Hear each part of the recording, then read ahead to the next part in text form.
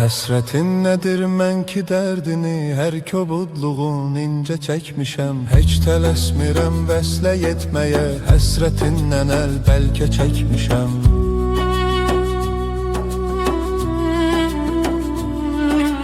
Bəlkə sözlərim səhv olub mənim, yanlış atmışam hansı addımı. Bəlkə bir baxış çaşdırıb səni, ondan üstümə şübhə çəkmişəm.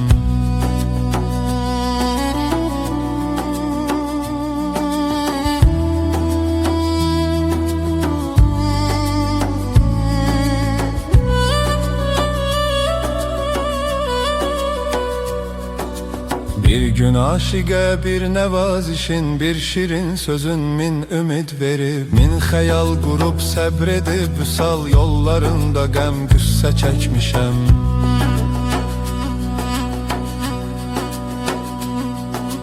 Həsrətin nədir mən ki dərdini, hər kobudluğun incə çəkmişəm. Heç tələsmirəm vəslə yetməyə, həsrətindən əl bəlkə çəkmişəm.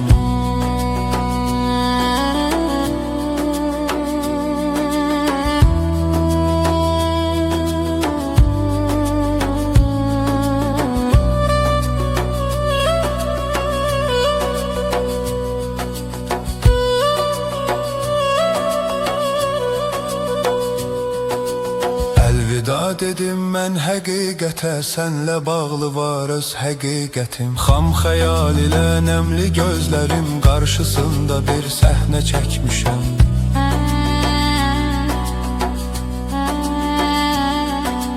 Həsrətin nədir mən ki dərdini, hər kobudluğun incə çəkmişəm. Heç tələsmirəm vəslə yetməyə, həsrətindən əl bəlkə çəkmişəm.